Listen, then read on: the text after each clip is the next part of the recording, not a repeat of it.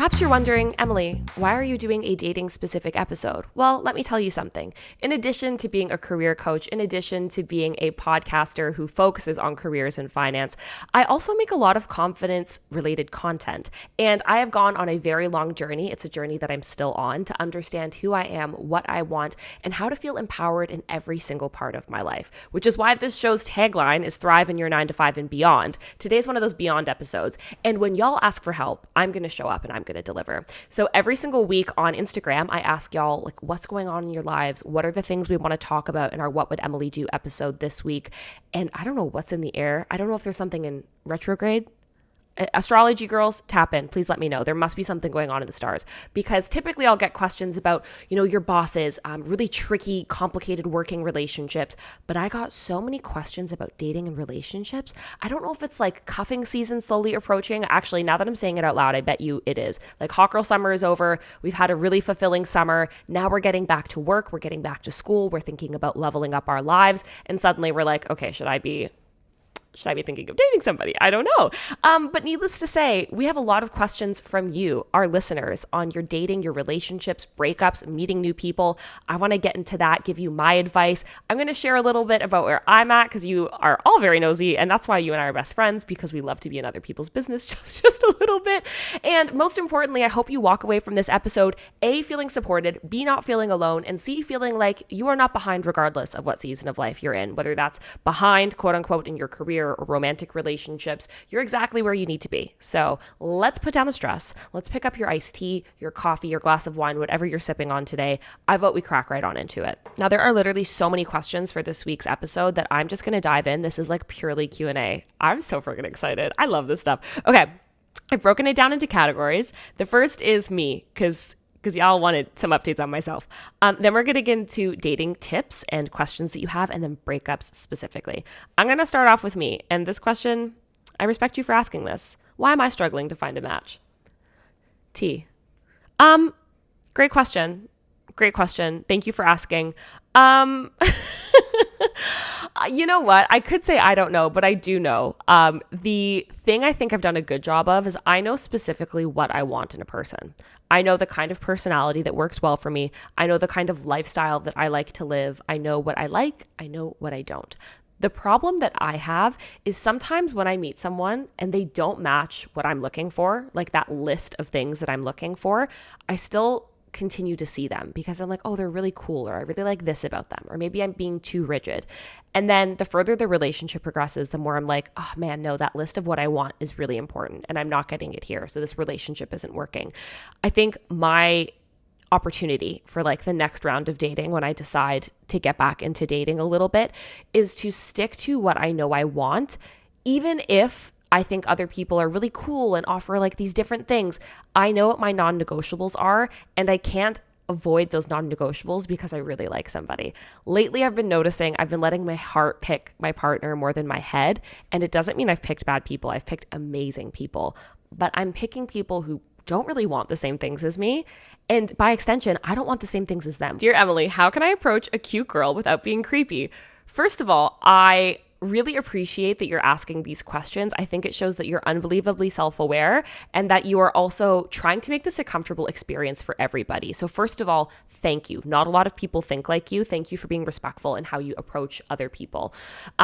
I think there's a couple of things. The first is you need to be authentic to yourself. If you are the kind of person, for example, like me, who's like super outgoing, go up, be outgoing, be like, hey, hope it's not weird to like say anything, and then compliment them on something that is like non-threatening. So you're not going to be like, oh, I think you're super hot, or like you've got a great butt. Like you could say like, oh, I really love your outfit. I think you've got really cool style. Or like, I saw your smile. I just wanted to say you have a really cool smile. So kind of coming at it from like a non-threatening compliment. So like it's not something that's inherently sexual. It's a compliment either on something non-physical, like you've got great energy. I heard your laugh. You have a great laugh, or you have a great smile. Things that are very like neutral and kind, that could almost be taken friendly. Like, for example, I could tell my friend you have a great smile, and that's not flirting with them. You know what I mean? So almost saying something in a friendly way can disarm someone and make them feel a little bit more comfortable.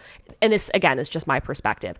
I think another thing to consider is the setting. Like, if someone came up to me at the gym, you could say the perfect thing, but I personally would be uncomfortable. I'm like vulnerable. My headphones are in. I'm sweaty. Like, it's just not an environment where I personally would feel super comfy. But if you're passing someone on the street and you're like, wow, that person is just stunning. I think as long as you're approaching it from a humble like way and that you're giving a non-threatening, non-sexual compliment, you can even throw in a sentence that says, like, I hope this doesn't make you uncomfortable. I was actually so crazy that you asked this question. Like a couple of days ago, I was walking back from, I think, dinner with one of my girlfriends, and I had a man stop me on the street, which almost never happens because Toronto, if you live in Toronto, you know people don't stop and compliment you. Like, it's not a thing. But I was walking home. Not gonna lie, I looked good. I had like a cute outfit on. I felt really pretty. I wasn't wearing headphones, so I had like really open body language. And that wasn't intentional. I was just enjoying my summer's walk home. And this guy came up to me, and it was not threatening at all. It was at night, which could easily be threatening. I was a woman by myself. I was on a pretty busy street that was well lit, so I did feel good about that. But he came up to me and he said, like, hope I don't make you uncomfortable, so stop me if I am. I just wanted to say, like, I really love your outfit and I think you're really pretty. And I was like, thank you so much. And it was a non-threatening, super kind compliment. I walked away feeling really comfortable with how that man said hello to me. So go in with it with the mindset you currently have. Just be mindful of the setting, and it's okay to have like a buffer sentence to say like, hey, I hope it's not weird. But for the most part, I think if you approach it in a humble way, people are going to appreciate your kindness. Like, I don't know. Honestly, I think we should bring back complimenting people in real life and hitting on people in real life, especially if you're coming at it from the mindset that you are. Dear Emily, how can I remain positive when everyone around me is in a long-term relationship or married, and I'm struggling to find someone who wants a relationship when a lot of the men I'm meeting don't actually know what they want?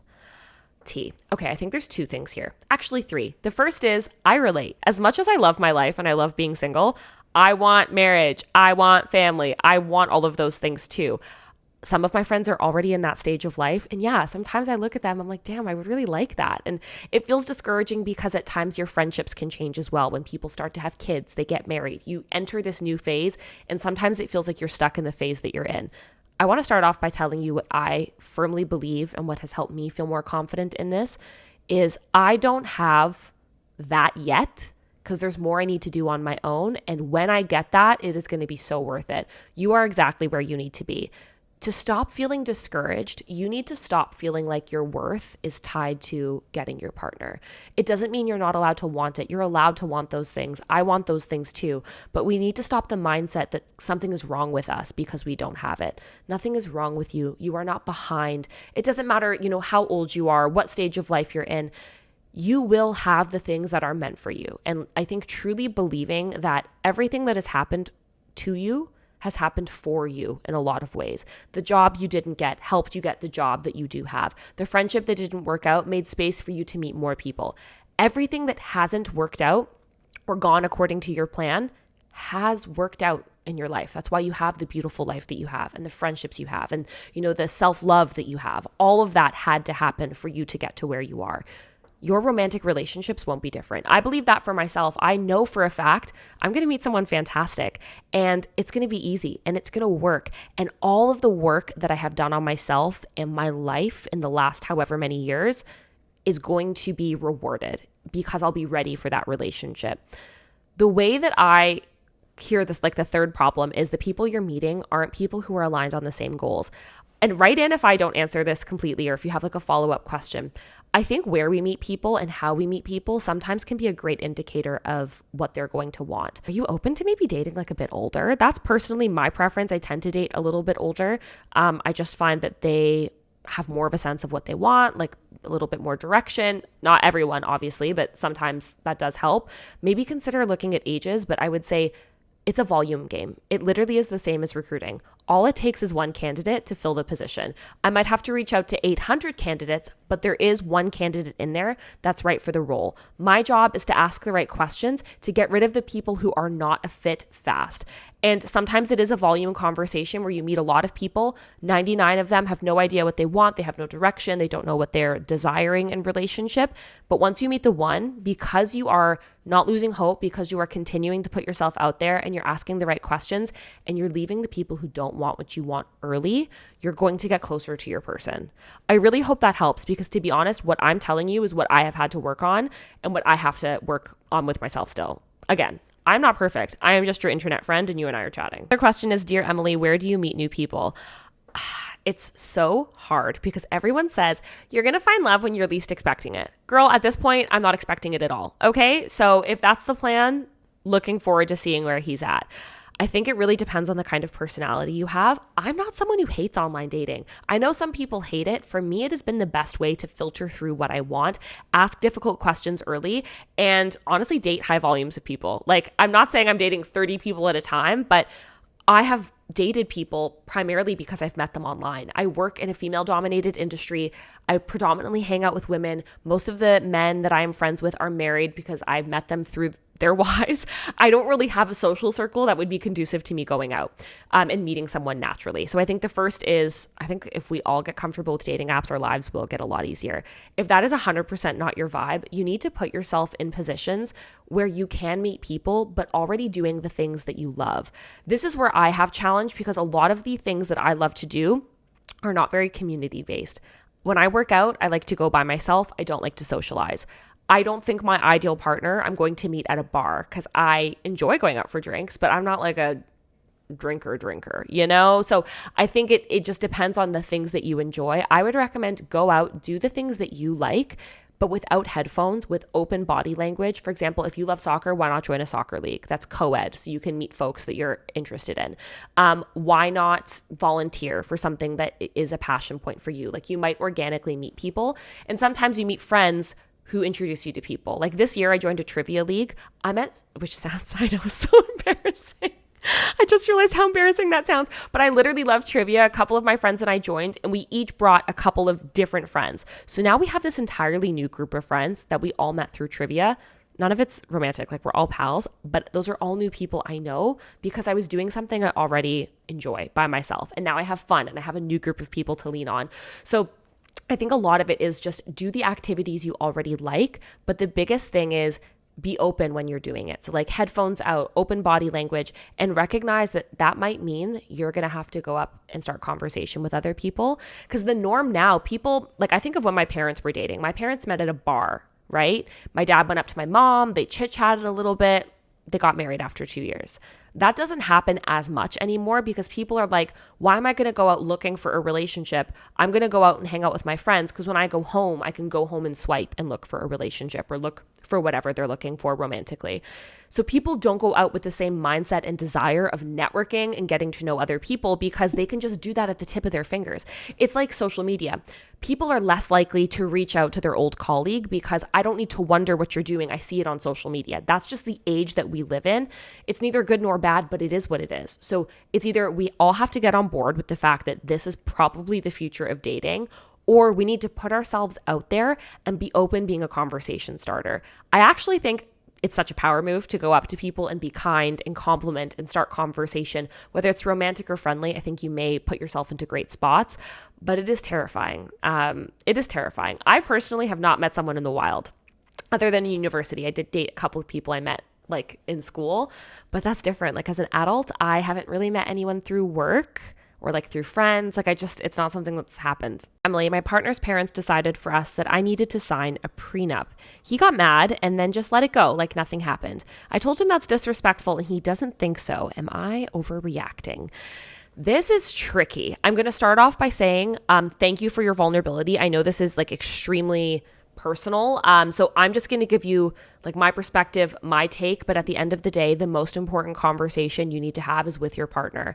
I actually think my advice to you is sit down with your partner, explain why this feels disrespectful because they're not seeing this as disrespectful or concerning.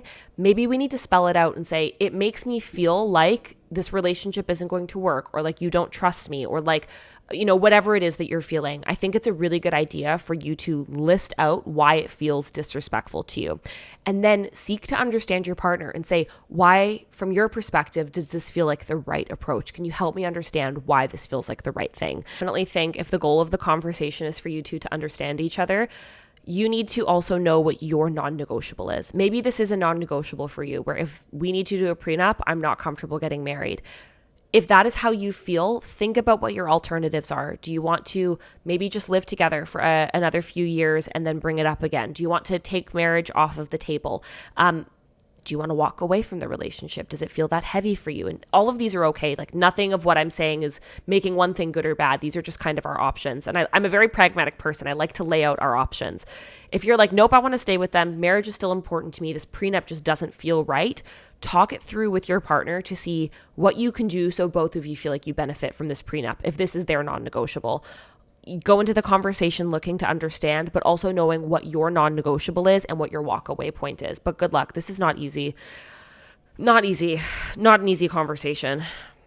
Dear Emily, what do you do if you like each other, but there are pay gaps between you? Can it work?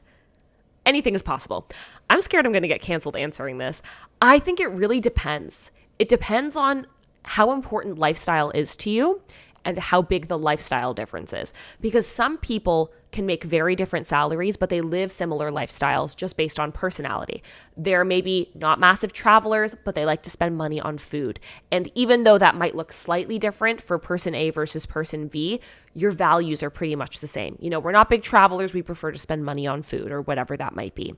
If you're in a relationship where that dynamic is super different, where you have somebody who is like, financially willy-nilly. They'll drop everything. They'll travel. And when they travel, it's got to be the yacht. It's got to be the private plane. It's got to be first class. Everything is bougie, extra, over the top. And you're maybe a person where you're like, I don't really need all that. I don't think I like all of that. It feels over the top and pretentious. That is a values misalignment. What you need to do, and I've had to do this as well when I date, is ask myself, is it a money issue or is it a values alignment issue? Are they not good at saving? Are they not financially responsible? Do they have expectations on life that don't match up with my expectations? Maybe theirs are higher, maybe theirs are lower, whatever it is. I think a salary difference can work if your values alignment are the same. Do you guys have shared goals in terms of financial savings? Like, what does savings look like for both of you? What does financial planning look like? Is home ownership important to both of you?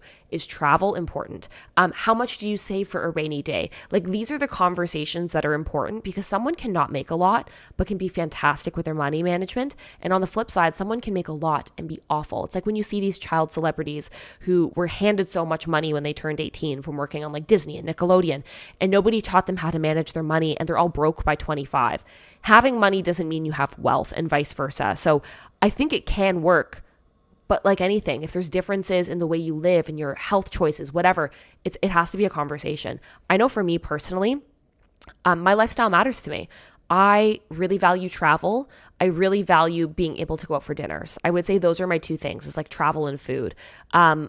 I don't know if I would be able to enjoy a relationship with someone where those weren't their values. It doesn't mean financially we both have to be willing to do the same things, because I'm happy to pay for my partner and I'm sure they're happy to pay for me if it's something that's important to me or important to them. But from a values perspective, if I'm with someone where it's like, oh, I don't care about that, I don't really need to try that new restaurant, that's okay. There's nothing wrong with that. But for me, that's where I get joy. Like, I love trying out the new restaurant. I love, traveling to that cool place to go eat somewhere. Like, that's what I enjoy. Head into the breakup portion of this week's episode. I have to say this is extremely fitting because I have a couple of very good girlfriends and I who all went through breakups this summer. And we relied on each other in ways I didn't even know you could rely on people. I think the power of friendship and the power of community during breakups is the difference between it breaking you and it actually helping you level up. Because relationships are hard. Relationships are also amazing opportunities to learn. And my biggest learning from my breakups was prioritizing myself, putting myself first, taking the advice that I give on careers and actually applying that to dating. That was my big thing. Is I'm great at being audacious and putting myself first when it comes to my money. When it came to partnership, I was like a little bit more meek and I shrunk a lot more. And I spoke to my girlfriends and they all did the same things. And it was just fascinating for us to kind of bond over that. So all to say, this is top of mind for me. Dear Emily, my boyfriend broke up with me last night. I feel frozen. What do I do? First of all, friend, breathe in deep with me. Like, let's do it together. I'm so sorry that you are going through that. There is probably no worse feeling in relationships and in life generally when you're caught off guard by what feels like someone telling us we're not good enough. The first thing you need to do is regulate your body. And I'm telling you step by step what I did when I went through a breakup this summer. Regulate your body. Slow your breathing. If you haven't eaten, eat a little something. Our mind can't work if our body can't work. So slow down your breathing. Put on a 5-minute meditation if that's helpful. Make a tea. Get something in your body so that your physical self is able to nurture your mental self. Once you've regulated your body, there's a hard truth that we need to get through. And it's something that I have had to work on in my 20s a lot. It's something I still work on. Someone not wanting to be with us isn't a sign that we're not good enough. It's a sign that we're not a good enough match. You are both two equally whole people. Both of you are equally whole. There isn't one of you that's better than the other. You just have different needs. Let's say your partner wasn't the one who ended the relationship. Let's say you ended the relationship with them. You don't look at them like they're less than you. You don't look at them like they're not good enough. It's just not a good fit for you. You need to realize this person stepping away from your relationship doesn't mean they think ill of you, doesn't mean they think you're less than. It just means they need something different. Different doesn't mean you're not good enough. It just means different. You are enough. I know it doesn't feel like it right now. And the hard part about getting broken up with is it feels like you're out of control because you didn't get to make the decision. You didn't get to be a part of the conversation. Maybe you wanted to give more to the relationship. Maybe you had more in you, more fight, more love. Those are all normal things. You need to give yourself space to grieve those. Don't jump into the overanalyzing yet. Tell yourself, I'm good enough, even if you don't believe it right now, and let yourself mourn. Spend the first 3 days in your body, mourn, cry, watch the sad movies. I would recommend watching Someone Great on Netflix. That's like my go-to breakup movie. Cry, eat your food, call your friends, do what makes you feel like you are purging this feeling. You can't move on until you feel it. After that, I'm a big believer in going no contact with that person. I would say unfollow them on socials, block them. Even if you ended on good terms, it's a way that you get to take control back to yourself and you get to decide when and how you get to be contacted. Every time your ex's name is going to pop up on your phone, you're going to feel like you've picked at the wound, even if it's just a little bit. Your healing can't start until you have a clean, fresh start. And you can only do that when you don't have nonstop access to that individual. I usually give myself a few days, maybe 3 or 4 days of just straight up mourning. On day 4 or 5, I force small pieces of my routine back into my life, especially when I don't feel like doing them. For me, my routine is cleaning my apartment because I let it go and I'm sad. I just do. It's the gym. I get back to the gym, and if I can't handle the gym, I go on a nice long walk. It's washing my hair. It's doing a face mask. I pick things that I know for a fact have been a part of my routine with and without this person, and I start bringing those back into my life. The hardest part of a breakup is accepting that it's over because you're wondering, what if? Maybe they'll come back. Could it have been different? Was this the wrong decision? Should I text them? All of these things. And the longer you ruminate on the what ifs, the longer you extend your healing. You can't move on from somebody until you have decided you're ready to move on. There's not going to be the closure you want. There's not going to be the conversation. Very rarely do we get the closure that we need to move on in peace. And that's really hard because as humans, we want to feel like things are wrapped up in a bow. We want to understand why, what could have been different. But the real power comes from realizing we need to just accept it for where it's at. We might not understand why. We might not know what could have been different. Things could have been different, but they weren't. We could have understood it, but we don't. All of those things are heavy and they're hard. The way that I have learned as a practice to let go of things is to talk about it vulnerably with my friends, is to write it out. I wake up and I journal every day when I'm going through a breakup. Here's what I'm feeling today. These are all of the what ifs. These are the things that I'm thinking of that I can't seem to shake. Can somebody help me understand? And I write and I write and I write. And oftentimes the more I write and I go back to read what I've put down on paper, I realize everything I'm talking about is hypothetical and that I could spend the rest of my life on these maybes. And the only way you put the maybes to rest is to rebuild your routine, feel your feelings, and stop the cycle. Before you get into the habit of overthinking, stop yourself. I can't control this. This does not mean I am not good enough. I'm going to replace this negative pattern with a positive one. And the positive pattern can be, I'm going to go on a walk. I'm going to call my friend. I'm going to lean on my people for support. It doesn't mean we're suppressing our emotion, but it means at a certain point, we need to decide that we are ready to let go. And that includes of let going of the maybes of the future and the regrets of the past. And once you do that and rebuild your routine, I promise you, you will find love again, but it has to be in yourself. And you need to know that you inherently are enough and are lovable.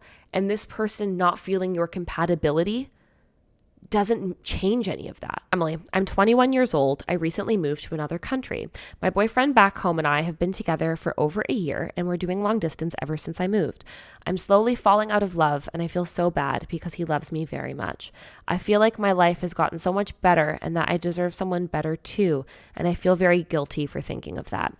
It is for sure that I want to leave him, but I don't know how. I'm very emotionally attached to him too, and I don't know how to have the difficult conversation. First of all, thank you for writing this in. Good job on processing your feelings. The guilt that you feel is because you really care about this person. And it's hard. It's hard. I honestly, full stop at that sentence. It's hard. Being the person getting dumped and doing the dumping is hard. It's just hard in different ways. What I will tell you is that there is no greater act of love in a relationship than being honest with someone. So remember that you are going to hurt them, but they deserve to be with somebody who really wants to be with them. The same way that you deserve to be with somebody who's going to meet your needs. It's okay to feel scared and it's okay to know that you're missing them, but if you feel rock solid that this is not your person, you owe them that conversation. What I would recommend doing is text them ASAP. Let's get this ready to go. Say, hey, I've been meaning to talk to you about something. Let me know when you have some time for us to FaceTime. Obviously, being in person would be ideal, but it doesn't sound like with your situation, that's on the table. Meet with them. Be short and sweet.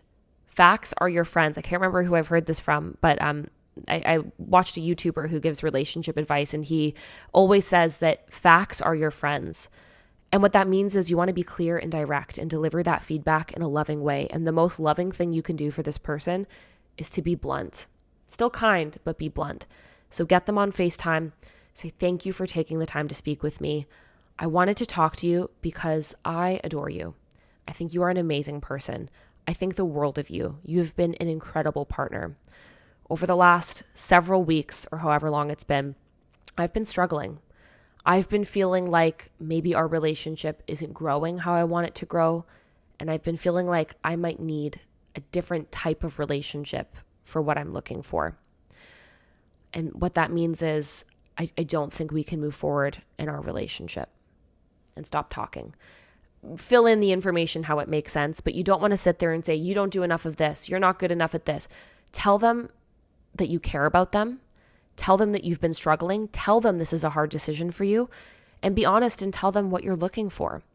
You have to be prepared that based on where you guys are at in your relationship, they might not expect this. They might be surprised. They might say, what do you need? How can I change? You need to know for sure, do you want to give this person a chance to evolve and grow into the relationship, or does it feel done for you? So be prepared for that conversation. But the best thing that you can do is be direct, be clear, lead with love. Tell them you'll answer any questions, and make sure no matter what, don't tell them the things that, might make them feel insecure. You don't want them to walk away with a complex, but you can be honest to say, here are the things I feel like I need more of and, might need less of. And it's not a slight at you. Actually, one of my favorite things, I shouldn't say favorite, but I got broken up with about a year ago by a guy I really cared about. And I was pretty surprised by the breakup, not super surprised. I think we both kind of, felt like it wasn't the best fit. I just maybe wasn't expecting him to say it that given day. And what he told me really, really stuck with me, which is, Emily, I want to tell you, your needs are not too much. You are not too much. You are fantastic. We just want different things. And that was so freeing for me because it stopped my overthinking, because I think it's very natural for someone to walk away and go, oh, I'm not enough. But him saying that was basically him saying, like, I think you're great. You're just not the great that I need. And that really helped me heal. And I think if you can frame it that way, you're going to help your soon-to-be ex heal as well. but good luck. I hope both of you heal from this, and you're doing the right thing if it feels like the right thing for you. Relationships are hard. Dating is so hard. It can be really fun. I actually find going on dates to be really fun. Like, I love speaking to strangers. What's not so fun for me is once I've decided I really like someone and I'm like exclusive with them, I'm seeing them, it's hard for me to advocate for myself because I am so obsessed with making that other person happy that I forget I need to make me happy too. And that's really my challenge for myself when I choose to date again, is really sticking to my guns with what I need and what I want, because I've done that in every other facet of my life and it's worked beautifully. And maybe that's something you need to hear too, is that nobody is perfect at this. Everyone is learning. It's meant to be hard. It's not meant to be easy. It's meant to force us to grow. If y'all enjoyed this, you have so many more questions that you sent in. I could definitely do a part 2 if we're into it. I just thought sometimes it's nice to get maybe a voice you don't always hear talk about dating, just giving you their perspective, giving you their take, because I really enjoyed it. But I need you to remember, your needs are not too much. You are not too little. And you sure as hell are very welcome here. Thank you so much for listening to this week's episode. I'll talk to you Sunday.